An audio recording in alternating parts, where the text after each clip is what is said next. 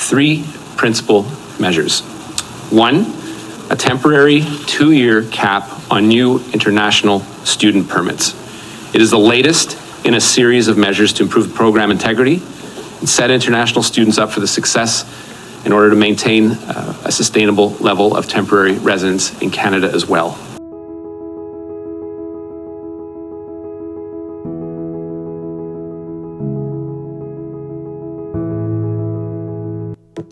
Today, Canada time, Monday, January 22, 2024, ay naglabas po ng mga importanteng announcements ang ating Immigration Minister Mark Miller patungkol sa mga student permits applications.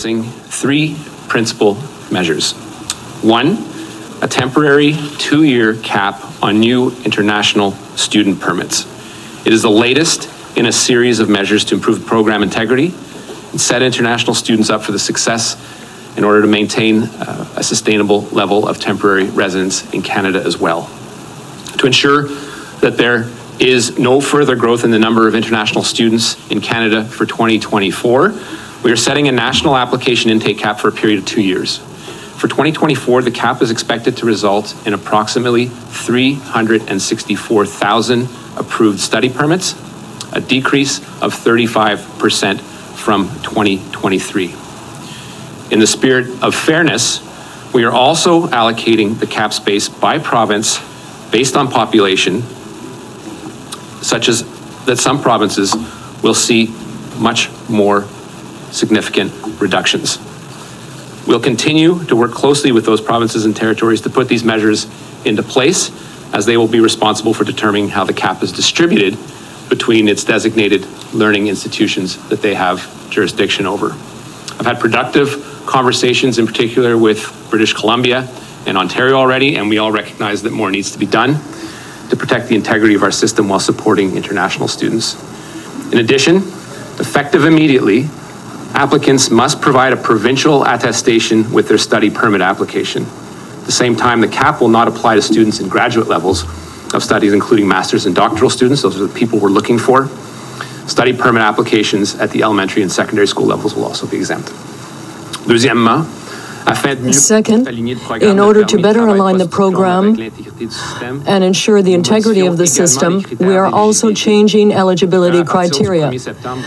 Starting on September 1st, 2024, international students beginning a program of study based on a licensed study program will no longer be able to receive a work permit. As part of those agreements, students going to a private institution will be able to be exempt if they attend a public institution. Some of these students have gone up in number, and they're not as monitored as others, which means that they are escaping the criteria for eligibility to a work permit. First of this year, postgraduate work permits will no longer be available to public-private institution models. Thirdly, in the coming weeks, we will be announcing that open work permits will only be allowed and be available to spouses of international students enrolled in master's and doctoral programs, as well as professional programs such as medicine and law. Spouses of international students enrolled in other levels of study, including undergraduate and college programs, will no longer be eligible. To be clear, the cap will not apply to applicants within Canada looking to extend their studies, as it wouldn't be fair to prevent someone from finishing the program, nor will the cap have an effect on study permit holders currently in Canada. These temporary measures will be in place for 2 years, and the number of new study permit applications that will be accepted in 2025 will be reassessed at the end of this year. We continue our discussions with the provinces and designated institutions to initiate other reforms and ensure the sustainability of the system and to maintain the list of designated institutions. The determination of the proper or sustainable level will be determined with the institutions as long as those institutions can provide adequate housing. Today's announcement is intended to protect a system that is open to abuse and support sustainable demographic development in Canada. These measures are not against individual international students. They are to ensure that as future students arrive in Canada, they receive the quality of education that they signed up for and the hope that they were provided in their home countries. It would be a disservice to welcome international students in Canada knowing not all of them are getting the resources they need to succeed in Canada and having them return home disillusioned and disappointed in Canada's education system. Allowing bad actors to continue their operations would be a disservice to all the good institutions who pride themselves in providing a top-tier academic experience. And this time naman ay tingnan natin kung ilan ang mga temporary residents simula 2021.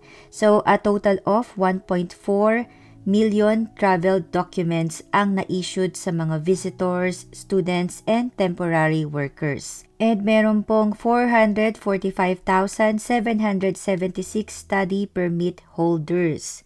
So ito guys yung figures ng year 2021. And then tignan naman natin yung mga nag-transition from temporary residents to permanent residents.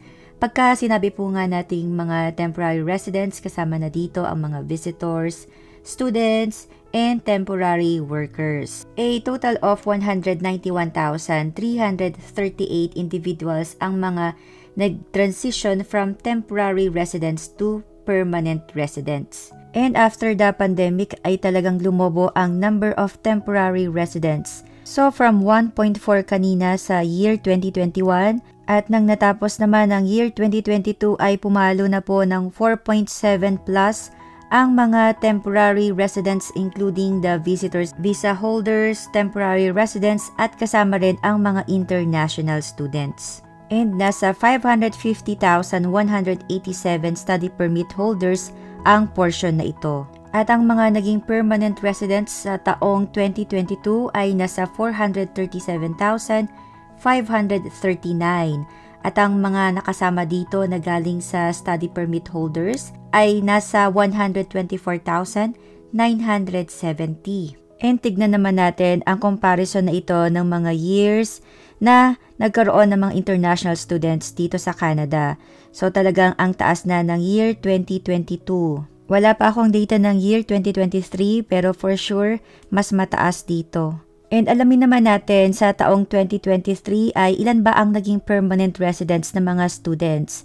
So it is 62,410 international students na naging permanent residents. And actually, mas matas ito compare sa nakaraang 2022 dahil nung 2022, ito lamang po ay 52,740.